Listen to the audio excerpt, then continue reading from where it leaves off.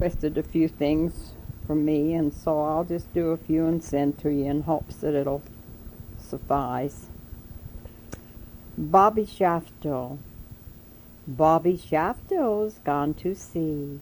Silver buckles on his knee. He'll come back and marry me.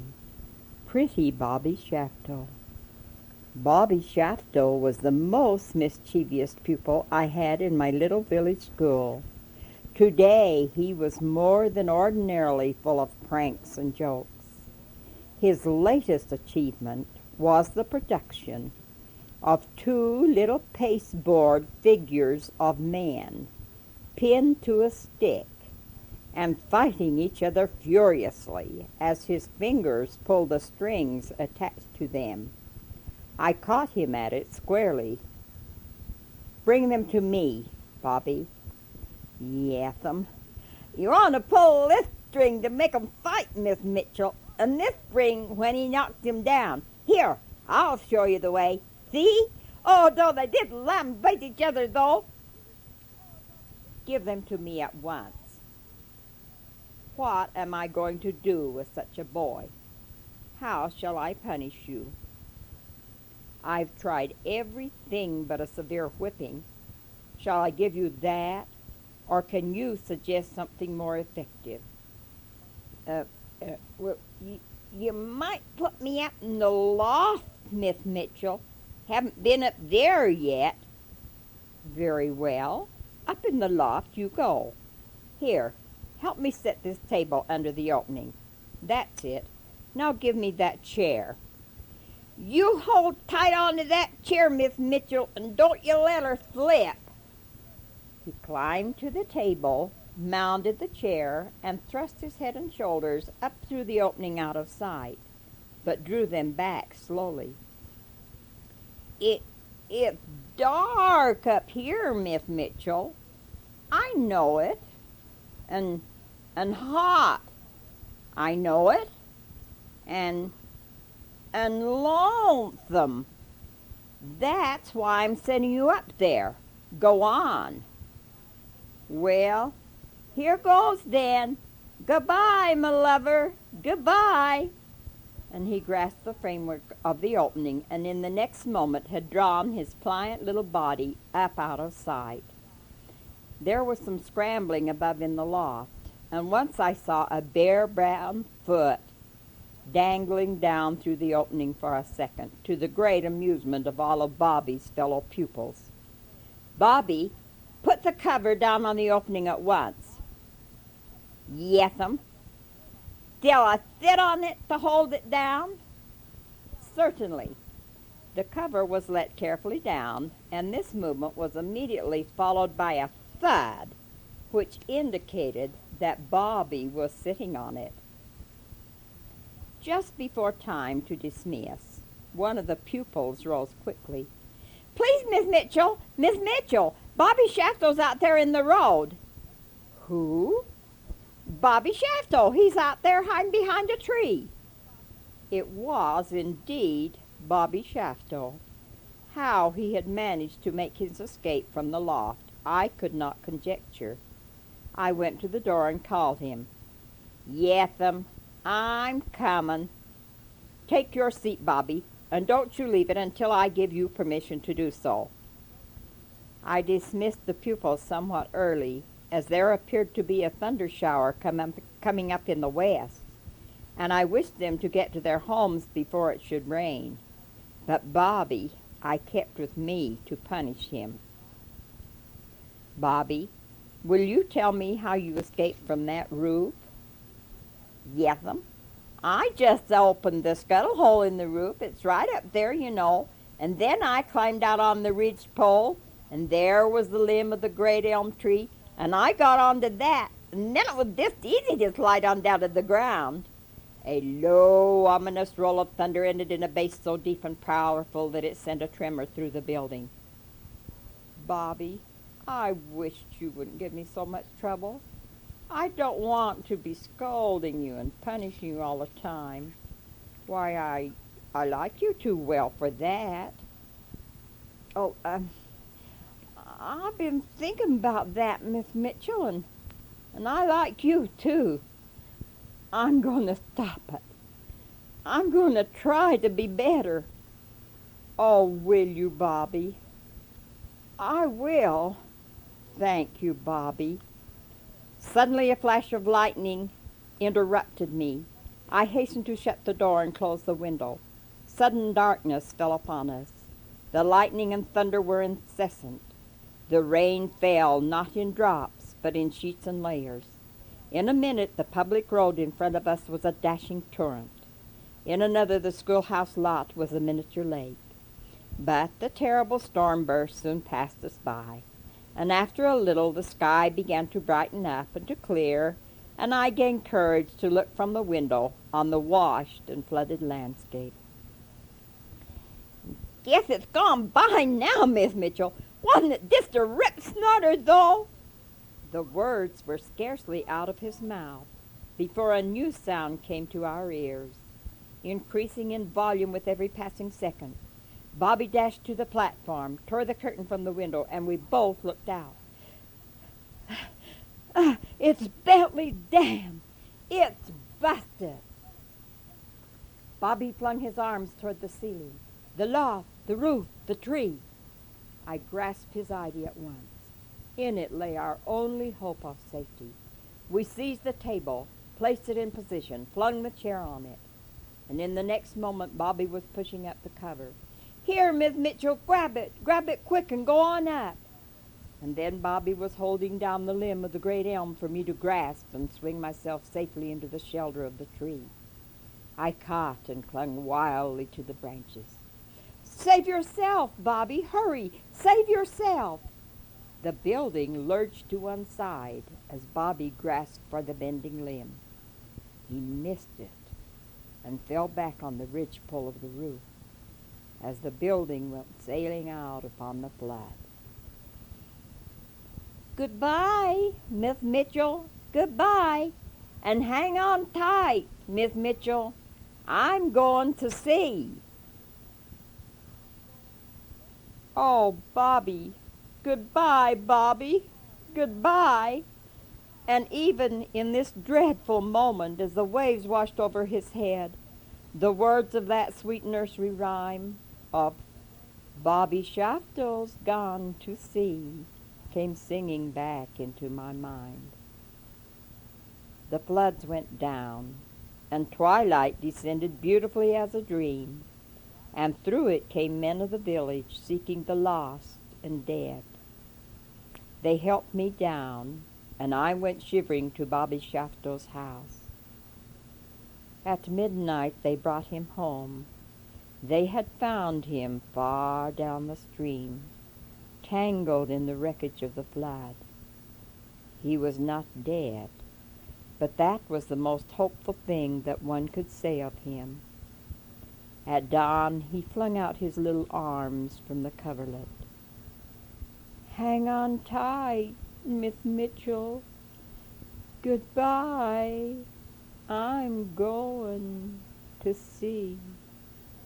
Oh, Bobby, brave Bobby, come back to me. He seemed to hear and to understand, for he opened his eyes and answered me. Yes, Miss Mitchell, I've been thinking about that, and I will. And he did. The One-Legged Goose. The worst scrape I ever got into with old Marse John was over Henny. Henny was a young gal that belonged to Colonel Lord Borba on the next plantation to ours. I tells you she was a hurricane in them days. She came into the kitchen one time when I was helping get the dinner ready and the cook had gone to the spring house, and she said, Chad, what you cooking that smells so nice? Dad's goose, says I, cooking for Master John's dinner. We got quality, says I, pointing to the dining room. Quality, says she. Speck'n I know what quality is. That's for you and the cook. And with that, she grabs up a carving knife from the table, opens the door of the big oven, cuts bites off a leg of the goose and disappears around the kitchen corner with the leg in her mouth. And 'fore I knowed where I was, Marse John comes into the kitchen, and he says, "Getting late, Chad. Bring in the dinner."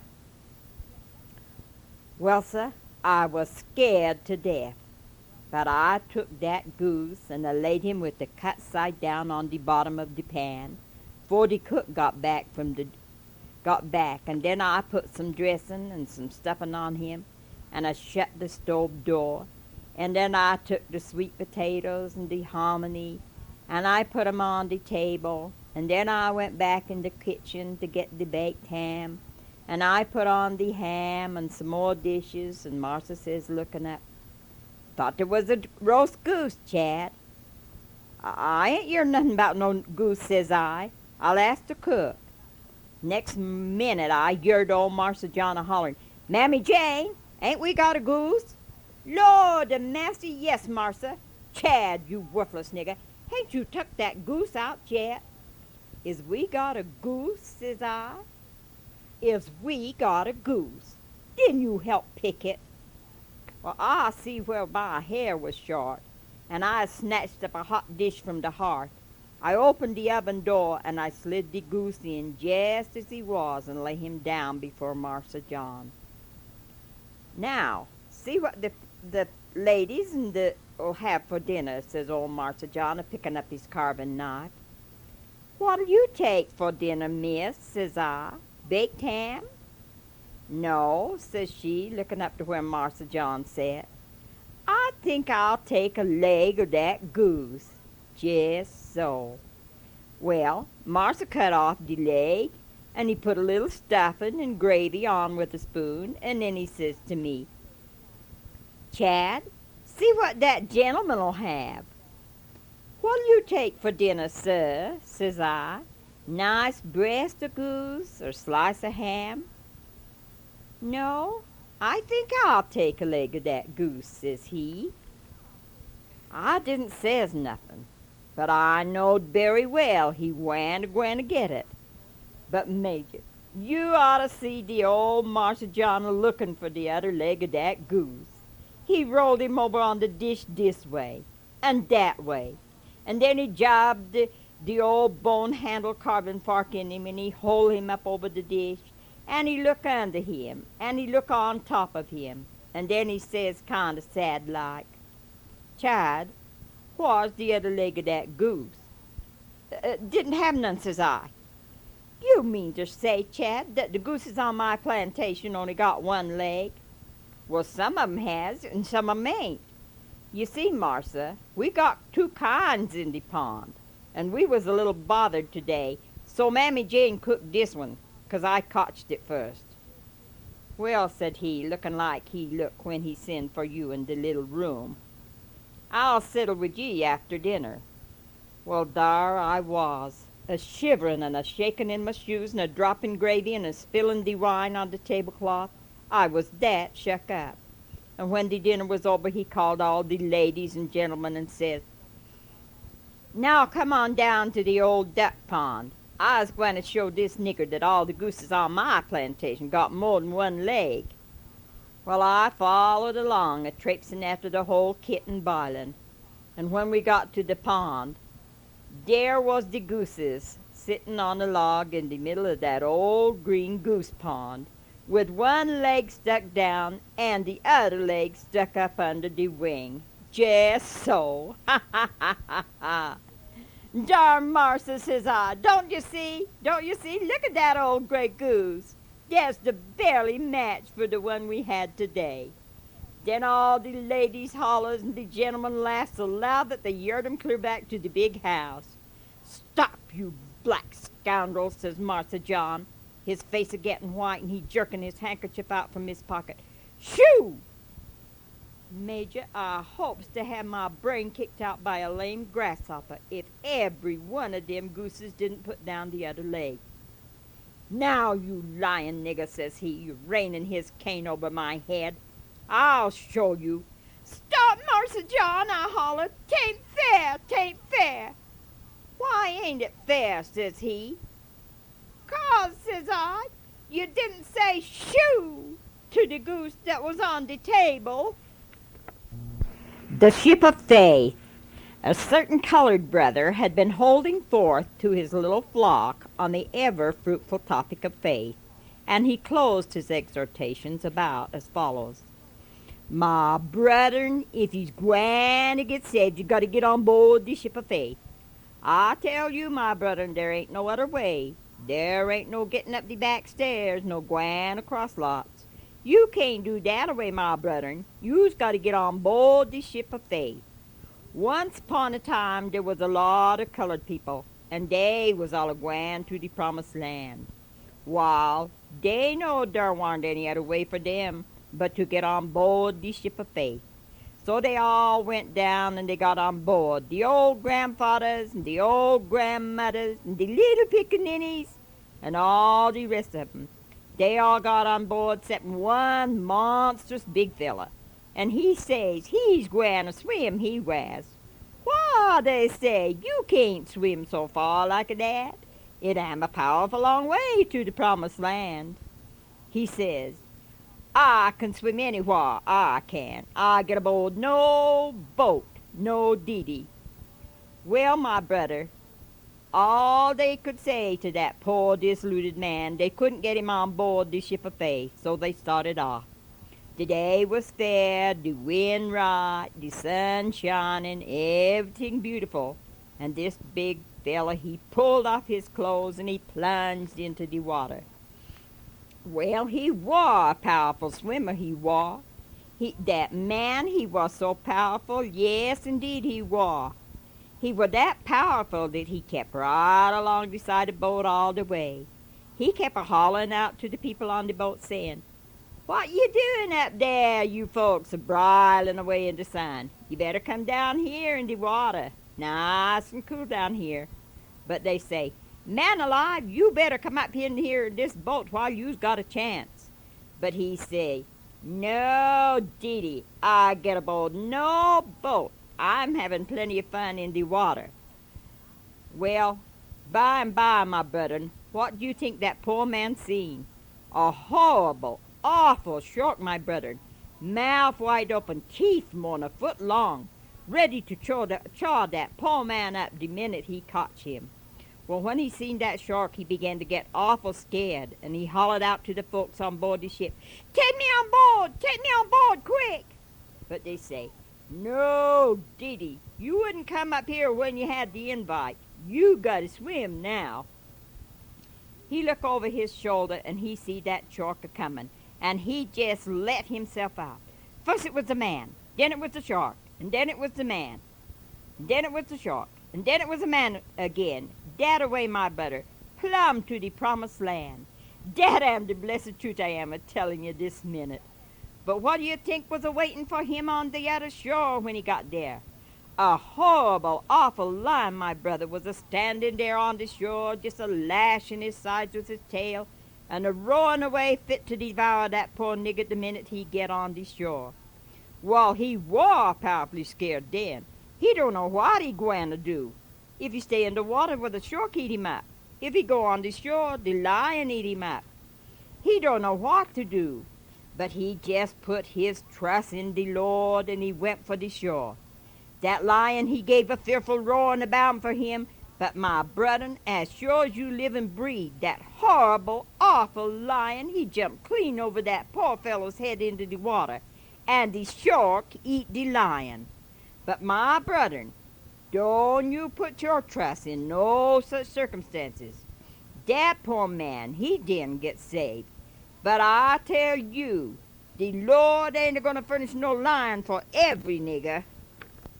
This is the only serious reading I have of my mother's. The First Settler Story. It isn't the funniest thing a man can do, settling a country when it's new. Nature, who moved in first a good long while, wants things somewhat her own style. She doesn't want her oil paintings, which were done hundreds of years before by that old artist King the Sun, torn up and scattered, nor thrown into civilization's gutter, nor sold to purchase the settlers' bread and butter. Well, when I first infested this retreat, Things to my view looked rather incomplete, but I had come with heart thrift in my song, and brought my wife, and plundered right along. I hadn't a round-trip ticket to go back, and if I had, there wasn't a railroad track, and driving east was what I couldn't endure. I hadn't started on a circular tour. My girl wife was as brave as she was good, and helped me every blessed way she could. She seemed to take to every rough old rock and tree as singularly as when she took to me.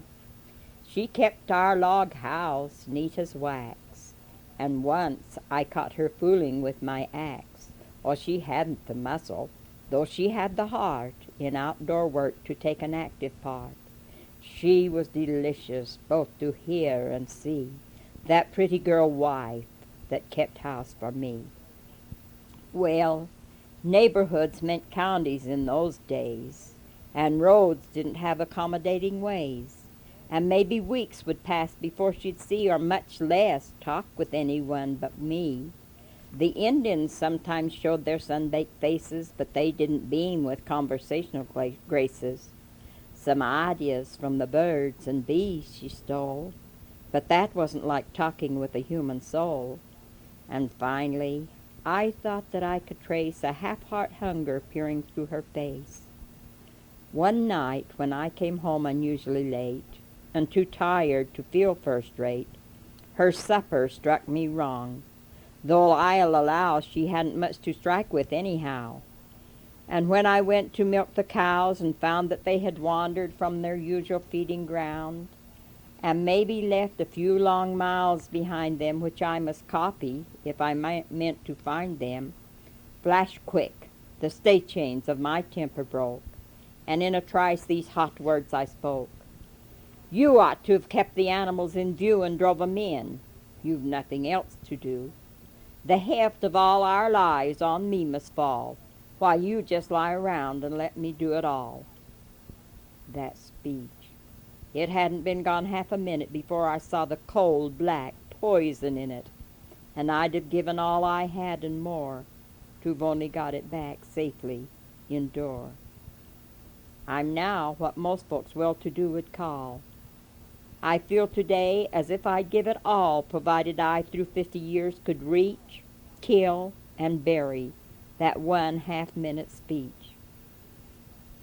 She handed back no word as I could hear.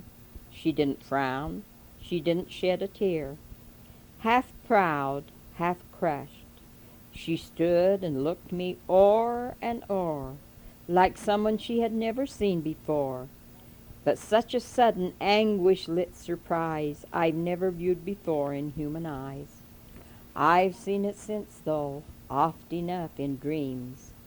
Sometimes it wakes me like a midnight scream. Next morning when, stone-faced but heavy-hearted, with dinner pail and sharpened axe I started away from my day's work, she watched me to the door and followed me halfway or more, and I was just turning around at this and asking for my usual goodbye kiss, when on her lips I saw a proudish curve, and in her eye a manner of reserve. And she had shown, perhaps half unawares, some little independent breakfast airs. And so the usual parting didn't occur, although her eyes invited me to her, or rather half invited me, for she didn't advertise to furnish kisses free. You always had, that is, I had to pay full market price and go more than half the way. So with a short goodbye, I shut the door and left as I had never done before. But when at noon my lunch I came to eat, put up by her, so delicate and neat, choicer somewhat than yesterday's had been, some fresh, sweet-eyed pansies she'd put in. Tender and pleasant thoughts I knew they meant. It seemed as if her kiss with me she'd sent, and I became once more her humble lover, and I said, tonight I'll ask forgiveness of her. I went home over early on that eve, having contrived to make myself believe by various signs I kind of knew or guessed that a thunder shower was coming from the west. 'Tis strange how, when one sly reason fills the heart, how many honest ones will rise to take its part. A dozen first-rate reasons said 'twas right that I should strike home early on that night.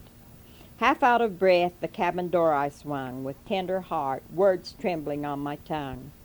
But all within looked desolate and bare. My house had lost its soul.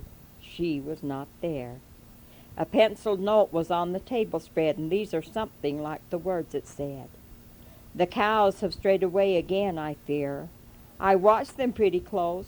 Don't scold me, dear. And where they are, I think I nearly know. I heard the bells not very long ago. I've hunted nearly all the afternoon. I'll try once more. I think I shall find them soon. Dear, if a burden I have been to you, and haven't helped you as I ought to do, let past memories my forgiveness plead. I've tried to do my best. I have indeed. Darling, piece out with love the strength I lack, and have kind words for me when I get back. Scarce did I give this letter sight and tongue, before some swift-blown raindrops on the window clung, and from the clouds a rough, deep growl proceeded. My thunderstorm had come, now 'twasn't needed. I rushed outdoors, the air was stained with black. Night had come early on the storm cloud's back, and everything kept dimming to the sight, save where the clouds threw their electric light, when for a flash, though clear-cut was the view, I'd think I saw her, knowing 'twasn't true. Through my small clearing dashed wide sheets of spray, as if the angry ocean waves had lost their way. Scarce a pause the thunder battle made in the bold clamor of its cannonade. And she, while I was sheltered dry and warm, was somewhere in the clutches of that storm. She, who when storm clouds found her at her best, had always hid her white face on my breast. My dog, who had skirmished round me all the day, now crouched and whimpering in the corner lay. I dragged him by the collar from the wall, and pressed his quivering muzzle to a shawl. "Track her, old boy," I shouted, and he whined, matched eyes with me as if he read my mind, and then with a yelp went bounding through the woods. I followed him as faithfully as I could. No pleasure trip was that. Through flood and flame we raced with death. We hunted noble game. All night we dragged the woods without avail. The ground was drenched. We could not find the trail. 3 times again my cabin door I found, half hoping she might be there, safe and sound. But each time 'twas an unavailing care. My home had lost its soul. She was not there. When, climbing the wet trees, the next morning sun laughed at the ruin that the night had done, bleeding and drenched by toil and sorrow bent, back to what used to be my home I went. But as I neared our little clearing ground, listen, I hear the cowboy's tinkling sound. The cabin door was just ajar. It gleamed upon my glad eyes like a star. "Brave heart," I said, "for such a frail form. She's made them guide her homeward through this storm. Such pangs of joy I never felt before. You've come," I shouted, and rushed through the door. Yes, she had come, and gone again. She lay with all her young life crushed and wrenched away. Lay that heart, ruins of our home among, not far from where I killed her with my tongue. The raindrops glittered mid her hair's long strands. The forest thorns had torn her feet and hands. And mid the tears, brave tears that once could trace upon that pale but resolute face, once again these mournful words could read. I've tried to do my best. I have indeed. And now I'm mostly done. My story's all o'er. Part of it never breathed the air before. 'Tis over unusual, it must be allowed, to volunteer a story to a crowd, and scatter amongst them confidential tears. But you'll protect an old man with his years, and whosoe'er this story's voice shall reach, this is the sermon I would have it teach. Boys flying kites can haul in their white-winged birds. You can't do that when you're flying words. Careful with fire is good advice.